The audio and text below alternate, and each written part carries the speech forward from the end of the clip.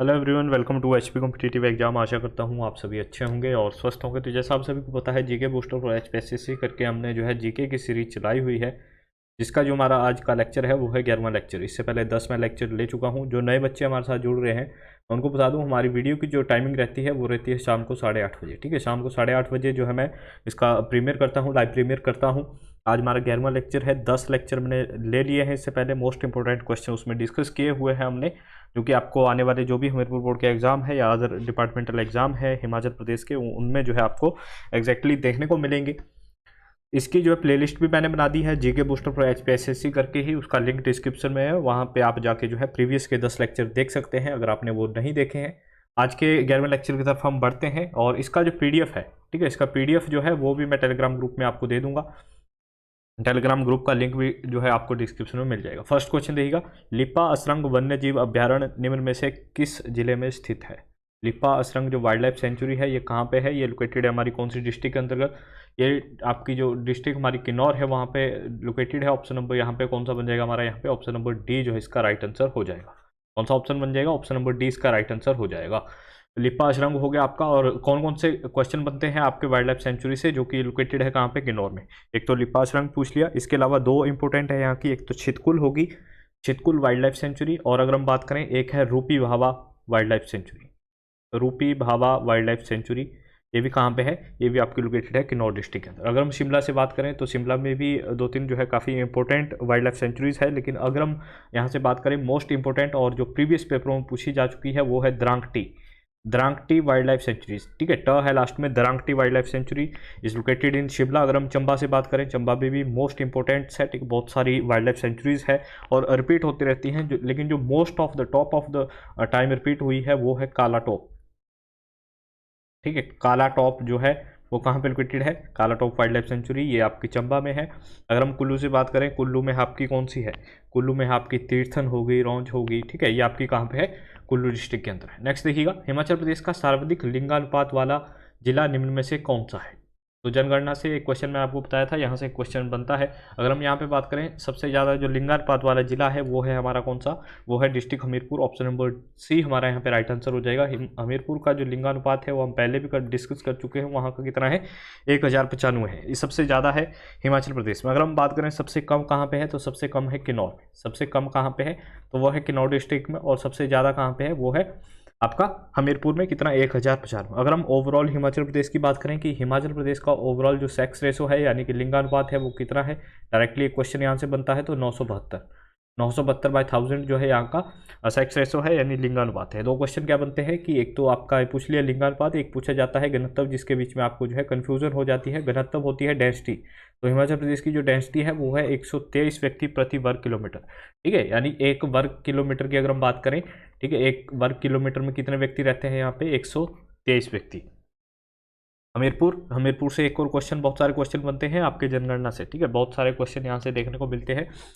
हमीरपुर जो है सबसे साक्षर जिला भी हमारा, सबसे लिटरेट जो हमारी डिस्ट्रिक्ट है वो कौन सी है? वो है हमारी डिस्ट्रिक्ट हमीरपुर, सबसे साक्षर जिला है। और सबसे कम साक्षर जिला कौन सा है? सबसे कम साक्षर जिला जो है वो है हमारा चंबा। सबसे कम साक्षर जिला कौन सा है? चंबा है। यहाँ से इतने क्वेश्चन आपको देखने को मिलेंगे। नेक्स्ट देखते हैं हम क्वेश्चन, किसके शासनकाल को जो है बिलासपुर रियासत का स्वर्ण काल कहा जाता है? ठीक है, गोल्डन पीरियड ऑफ जो है कहा जाता है बिलासपुर जो हमारी रियासत थी वहाँ के। अभी देखिएगा, हमीरपुर बोर्ड ने 3-4 एग्जाम ले लिए, उनका मैंने एनालिसिस करूँगा अभी। ठीक है, और जो 80 आपके क्वेश्चन बन रहे हैं, 80 क्वेश्चन, जैसे आपको पता है अब हमीरपुर बोर्ड ने 200 नंबर का पेपर कर दिया। 80 क्वेश्चन नॉन टेक्निकल से बन रहे हैं, लेकिन नॉन टेक्निकल में भी जो है 6-7 सब्जेक्ट आ जाते हैं आपके। उसमें आपका रीजनिंग आ जाता है, इंग्लिश आ जाता है, हिंदी, करंट अफेयर के क्वेश्चन है, एचपीजी के है, साइंस है आपके, ठीक है, और इंडिया जी के हैं। तो हम उसमें जो है एक वीडियो मैं आपको प्रोवाइड कराऊंगा, कल वीडियो आ जाएगी उसकी। उसमें हम वेटेज वाइज देखेंगे कि कौन से टॉपिक से कितने क्वेश्चन पूछे जा रहे हैं। जैसे जीके से कितने क्वेश्चन पूछे जा रहे हैं, एचपीजीके के कितने क्वेश्चन पूछे जा रहे हैं, और अगर हम बात करें साइंस की कितने हैं, हिंदी की कितने हैं, और जीके में फर्दर हम डिवाइड करेंगे कि पॉलिटी से कितने क्वेश्चन पूछ रहा है, हिस्ट्री से कितने क्वेश्चन पूछे जा रहे हैं। ठीक है, हिस्ट्री में भी आगे देखेंगे हम कि एंशियंट हिस्ट्री से कितने पूछे जा रहे हैं, मॉडर्न से कितने पूछे जा रहे हैं, मिडिवल से कितने। तो इस तरीके से जो मैं कल आपको एक जो है पूरा वीडियो, पूरा जो है इसका जितना भी एनालिसिस होगा पूरा वीडियो 80 क्वेश्चन का, ताकि आप जो है उसी चीज़ों पे फोकस कर पाएँ जो एग्जाम में पूछी जा रही हैं, ठीक है। ऐसे जो है आपका टाइम वेस्ट होगा इधर उधर का पढ़ के। तो मोस्ट इंपॉर्टेंट जो एनालिसिस हम निकालेंगे वो कल मैं इसका वीडियो आपको प्रोवाइड करा दूंगा कि 80 क्वेश्चन जो है कहाँ कहाँ से पूछे जा रहे हैं। हम क्वेश्चन पे चलते हैं अब ज़्यादा टाइम नहीं वेस्ट करते हुए। किसके शासनकाल को, तो ये था हीराचंद, ठीक है। राजा हीराचंद का जो शासनकाल था, इसका जो पीरियड था, इसे क्या कहा जाता था, इसे कहा जाता था स्वर्णकाल, जो कि आपका बिलासपुर रियासत का था। जगात खाना जो है हमारा, या स्वारघाट जो है, उनके टैंक पूछे वहाँ पे टैंक है, ठीक है। फेमस क्या है वहाँ पे, टैंक। जगात खाना टैंक हो गया आपका, स्वारघाट टैंक हो गया, वो भी जो है इन्होंने बनाए थे। अगर हम आनंद चंद की बात करें, ये क्या थे, ये अंतिम शासक थे इस रियासत के। इस रियासत के क्या थे, ये अंतिम शासक। एक क्वेश्चन यहाँ से बनता है, अंतिम शासक कौन था यहाँ का, लास्ट जो शासक था वो। धार्मिक स्थल मट्टन सिद्ध निम्न में से किस जिले में स्थित है। मट्टन सिद्ध मोस्ट इंपोर्टेंट हो जाता है। मट्टन सिद्ध जो है ये लोकेटेड है हमारा कौन सा, ये भी हमारा हमीरपुर डिस्ट्रिक्ट के अंदर है। ऑप्शन नंबर कौन सा बन जाएगा यहाँ पे, सी हमारा यहाँ पे राइट आंसर हो जाएगा। हमीरपुर से मैंने 2 मंदिर आपको जो है इंपॉर्टेंट और मोस्ट इंपॉर्टेंट करवाए हैं। वो क्या है, नर्मदेश्वर मंदिर, नर्मदेश्वर टेम्पल, ये भी कहाँ पे है, हमीरपुर में है। और ये कम से कम पिन तो 5 बार तो रिपीट हो चुका है हमीरपुर बोर्ड के एग्जाम में, ठीक है। और गौरी शंकर टेम्पल, जो कि किसने बनवाया था, राजा संसार चंद ने। Gauri Shankar temple, Gauri Shankar temple, Gauri Shankar temple, ये भी कहाँ पे है, हमीरपुर के अंतर्गत है। इसके अलावा गौरी शंकर टेम्पल अन्य डिस्ट्रिक्ट में भी हो सकता है, ठीक है। तो इसमें आपको ज़्यादा जो है कन्फ्यूज नहीं होना है। बहुत सारे मंदिर जो है अलग अलग डिस्ट्रिक्ट में भी हो सकते हैं सेम नाम के। अगर हम यहाँ पे बात करें कि एक यहाँ की फेमस जगह है, उसका नाम है महल मोरियाँ, महल मोरियाँ, ठीक है। ये कहाँ पे है, ये जगह भी कहाँ पे है, ये डिस्ट्रिक्ट हमीरपुर के अंतर्गत ही पड़ती है, जहाँ पे गोरखों ने जो है राजा संसार चंद को हराया था, ठीक है। एक क्वेश्चन यहाँ से डायरेक्टली बनता है। कादम्बरी के लेखक कौन है। कादम्बरी जो है वो किसके द्वारा लिखी गई थी, तो बाणभट्ट द्वारा। ऑप्शन नंबर कौन सा बन जाएगा यहाँ पे, ऑप्शन नंबर बी हमारा राइट आंसर बन जाएगा। शूद्रक ने क्या लिखा था, तो मृच्छकटिकम जो नाटक था वो शूद्रक द्वारा लिखा गया था। भारत में गर्म दलीय आंदोलन का पिता जो है निम्न में से किसे कहा जाता था, ठीक है। गर्म दल और नर्म दल में जो है डिवाइड हो रखे थे। तो गर्म दल का जो आंदोलन था, ठीक है, उसके पिता कहा जाते थे किसे, बाल गंगाधर तिलक को। कौन, बाल गंगाधर तिलक। ऑप्शन नंबर कौन सा बन जाएगा हमारा यहाँ पे, ऑप्शन नंबर बी हमारा यहाँ पे राइट आंसर हो जाएगा। बाल, पाल और लाल, बाल, पाल और लाल। बाल गंगाधर तिलक की बात करें तो आपके जो है 1856 से लेके 1920 तक जो है आपके यहाँ पे रहे थे। और हम बात करें, ये 3 जो थे इनकी जोड़ी फेमस थी, बाल, पाल और लाल, ठीक है। और बाद में जो है अरविंद घोष जो थे, उन्होंने भी इन्हें ज्वाइन कर लिया था, जो कि गर्म दल के ही नेता हुआ करते थे, ठीक है। यहाँ से क्वेश्चन बनता है, मैथिली मुख्य रूप से किस राज्य में बोली जाती है। मैथिली जो लैंग्वेज है, मैथिली जो भाषा है, वो मेनली कहाँ पे बोली जाती है, वो बोली जाती है हमारा बिहार का जो एरिया है, या फिर जो आपका नेपाल का जो रीजन है वहाँ पे। ऑप्शन नंबर बन जाएगा यहाँ पे कौन सा, फर्स्ट हमारा ऑप्शन यहाँ पे राइट आंसर बन जाएगा। भारतीय आर्य भाषा है ये। और 2002 में जो है इसे भारत के संविधान में जो है वो ऐड किया गया। भारत के संविधान में जो है इसे ऐड किया गया। अभी तक अगर हम बात करें भारत का संविधान की जो 8वीं अनुसूची है, यानी हमारा जो संविधान है उसकी कौन सी अनुसूची, 8वीं अनुसूची। 8वीं अनुसूची डील करती है किसके साथ, ये डील करती है भारत की भाषाओं के साथ, ठीक है। इसमें कितनी भाषाएं हैं, कितनी भाषाओं को दर्जा दिया गया है, तो 22 भाषाएं। यहाँ से मोस्ट इंपॉर्टेंट है ये, भारत के संविधान में कितनी भाषाओं को दर्जा दिया गया है, तो 22 भाषाएं हैं, जिसमें इंग्लिश है नो, इंग्लिश जो है हमारे संविधान में नहीं है। इंग्लिश जो है हमारे संविधान में नहीं है। हालांकि मोस्ट ऑफ द जो वर्क होते हैं, जैसे सुप्रीम कोर्ट की याचिकाएं होती है, उन्हें प्रेफरेंस दी जाती है सिर्फ इंग्लिश में, ठीक है। लेकिन इंग्लिश जो है हमारे संविधान में नहीं है। संसद के चुनाव में मत देने का अधिकार जो है किस तरह का अधिकार है। संसद की बात की जा रही है यहाँ पे, पार्लियामेंट की। अगर हम पार्लियामेंट की यहाँ पे बात करें तो संसद का जो चुनाव है उसमें मत देने का जो अधिकार है, ये भी क्या है, ये आपका संवैधानिक अधिकार है, कॉन्स्टिट्यूशनल जो है हमारा राइट है। ऑप्शन नंबर बी बन जाएगा यहाँ पे राइट आंसर, ठीक है। तो आप कौन सा बन जाएगा, ऑप्शन नंबर बी। यहाँ पे आर्टिकल की अगर हम बात करें तो 325 जो है, आर्टिकल 325 जो है इससे डील करता है।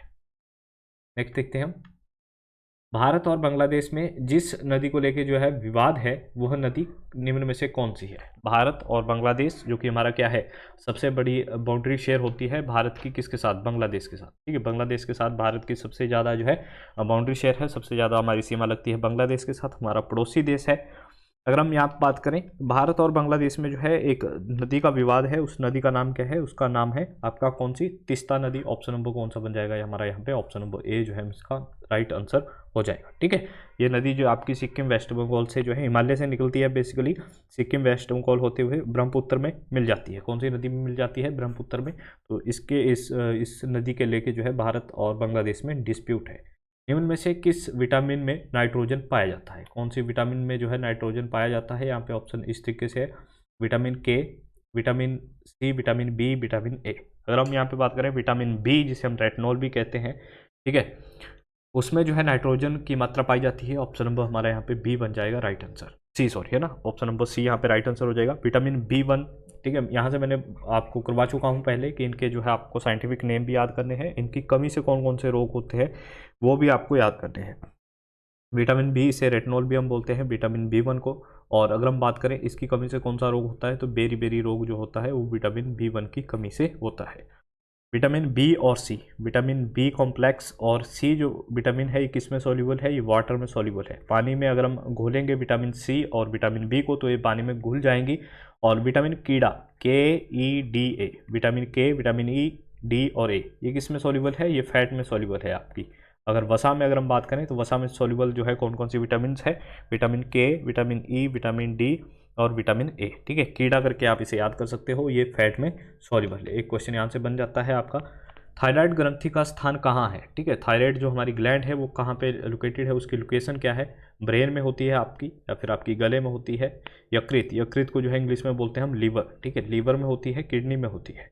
तो थायराइड ग्रंथि में बेसिकली 2 हार्मोन होते हैं आपके, जिनमें क्या होता है, जिसमें होता है आयोडीन, आयोडीन, ठीक है। आयोडीन की कमी से कौन सा रोग होता है, तो गेंगा रोग होता है, ठीक है। और थायराइड जो हमारा ग्लैंड है, ठीक है, इसमें कौन कौन से हार्मोन होते हैं, 2 हार्मोन होते हैं इसमें, ठीक है। और इनमें जो है आयोडीन होता है, जिसकी अगर कमी हो जाए, ठीक है, तो थायराइड जो ग्रंथि है हमारी वो सिक्रीज नहीं हो पाती, और इसकी वजह से जो है थायराइड होता है। यहाँ पे अगर हम बात करें कि इसका स्थान क्या पे कहाँ पे है, तो ये गले में होती है हमारी, ऑप्शन नंबर बी यहाँ पे राइट आंसर बन जाएगा हमारा। नेक्स्ट देखिएगा, रेड डाटा बुक किसका विवरण रखा जाता है। जो रेड डाटा बुक है इसमें किस चीज़ों का जो है बायोडाटा रखा जाता है, किसके बारे में विवरण रखा जाता है, इसमें रखा जाता है संकटपन जीव जंतु और पादप, वैसे जीव जंतु जो कि संकट में है, ठीक है, या विलुप्त होने के कगार पे है, उनके बारे में, पादप हो चाहे जीव जंतु हो, उनकी जो आपका जो है डाटा है वो इस बुक में रखा जाता है, जिसे बोलते हैं रेड डाटा बुक, ठीक है। और ये मोस्ट रिपीटेड क्वेश्चन है अगर हम बात करें। करंट अफेयर से एक क्वेश्चन है यहाँ पे, 25वें राष्ट्रीय युवा महोत्सव 2022 का आयोजन कहाँ किया गया, ठीक है। 25वां राष्ट्रीय युवा महोत्सव 2022 का आयोजन जो है वो कहाँ पे किया गया, ये किया गया आपका पुडुचेरी में। कहाँ पे, पुडुचेरी में। राष्ट्रीय युवा दिवस कब मनाया जाता है, तो 12 जनवरी। 12 जनवरी को जो है हर साल हम क्या मनाते हैं, 12 जनवरी को स्वामी विवेकानंद जी के जन्मदिन पे बनाया जाता है राष्ट्रीय युवा दिवस। इस साल की थीम आपको याद करनी है, it's all in the mind, ठीक। इस साल की जो थीम है उसका नाम क्या है, it's all in the mind.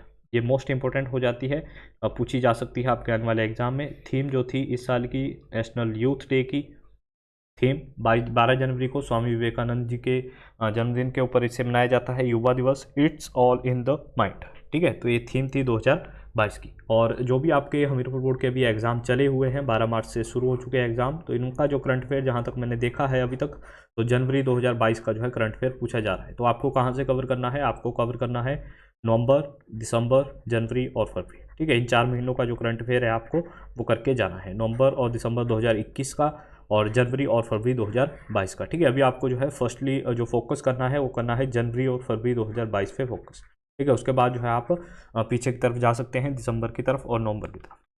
Bharat का पहला स्वदेशी सर्वर का नाम क्या है, जिसे हाल ही में लॉन्च किया गया। तो भारत ने जो है अपना पहला जो है स्वदेशी सर्वर लॉन्च किया है, जिसका नाम रखा गया है रुद्र, ठीक है। ये क्वेश्चन डेफिनेटली बनेगा, ऑप्शन नंबर बी हमारा यहाँ पे राइट आंसर हो जाएगा।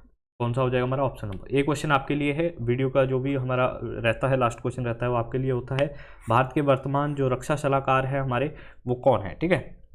भारत के जो रक्षा सलाहकार है वो अभी करंट टाइम में कौन है, 4 ऑप्शन आपके यहाँ पे दे रखे हैं, ठीक है। एक बार हम इसे रिवाइज कर लेते हैं, इसी लेक्चर को जो है हम एक बार देख लेते हैं मोटा मोटा। यहाँ पे लिपासरंग वन्यजीव अभ्यारण्य कहाँ पे है, निम्न में से किस जिले में स्थित है, तो ये है आपका कौन सा, डिस्ट्रिक्ट किन्नौर के अंदर। और इसके अलावा यहाँ पे कौन सा है, रूपी बाबा भी हो गया यहाँ पे, और इसके अलावा कौन सा मैंने आपको यहाँ पे बताया था, ठीक है। 3 यहाँ से जो है फेमस है जो कि पूछे जाते हैं, रूपी बाबा हो गया आपका, छितकुल हो गया, और ये आपका लिपासरंग हो गया। शिमला में है द्रांगटी जो कि मोस्ट रिपीटेड है, 4-5 बार रिपीट हो चुका है। चंबा से कालाटोप खजियार, ये भी चंबा में है, और कुल्लू से तीर्थन। हिमाचल प्रदेश का सर्वाधिक लिंगानुपात किस जिले में है, तो सबसे ज़्यादा जो लिंगानुपात है सेक्स रेशो है हमीरपुर के अंतर्गत है 1095। सबसे कम कहाँ पे है, किन्नौर में, ठीक है। हिमाचल का जो सबसे साक्षर जिला है वो भी हमीरपुर है, और सबसे कम साक्षर जिला है चंबा। अगर हम ओवरऑल हिमाचल प्रदेश की लिंगानुपात की बात करें तो 972 है, और घनत्व कितना है, ठीक है, वो घनत्व है आपका 123। अगर हम बात करें किसके शासनकाल को बिलासपुर रियासत का स्वर्ण काल कहा जाता था, ठीक है, तो ये है हीराचंद, जिन्होंने जगात खाना टैंक जो आपका स्वारघाट का टैंक है उसका निर्माण भी कराया था। और अंतिम शासक जो था वो कौन था बिलासपुर रियासत का, उसका नाम था आनंद चंद।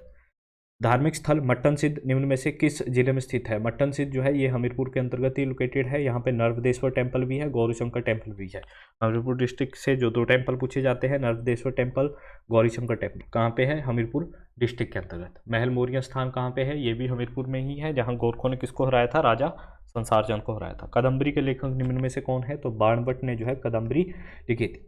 भारत में गर्मदलिया आंदोलन का पिता किसे कहा जाता है, तो भारत का जो गर्मदलिया आंदोलन है उसका जो फादर कहा जाता है वो कहा जाता है बाल गंगाधर तिलक को। बाल गंगाधर तिलक को कहा जाता है। मैथिली मुख्य रूप से किस राज्य में बोली जाती है। मैथिली जो लैंग्वेज है मोस्टली बिहार में बोली जाती है।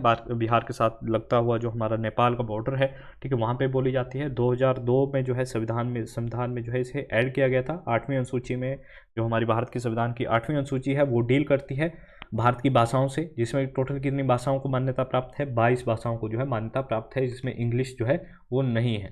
संसद के चुनाव में मत देने का अधिकार किस तरह का अधिकार है। संसद का जो चुनाव है उसमें मत देने का जो अधिकार है वो कौन सा है, वो संवैधानिक अधिकार है। भारत और बांग्लादेश जिस नदी को लेकर विवाद में है, भारत और बांग्लादेश में जो है जिस नदी को लेकर विवाद है वो नदी कौन सी है, तो वो उस नदी का नाम है तीस्ता नदी, ठीक है। इसको लेकर भारत और बांग्लादेश में डिस्प्यूट है।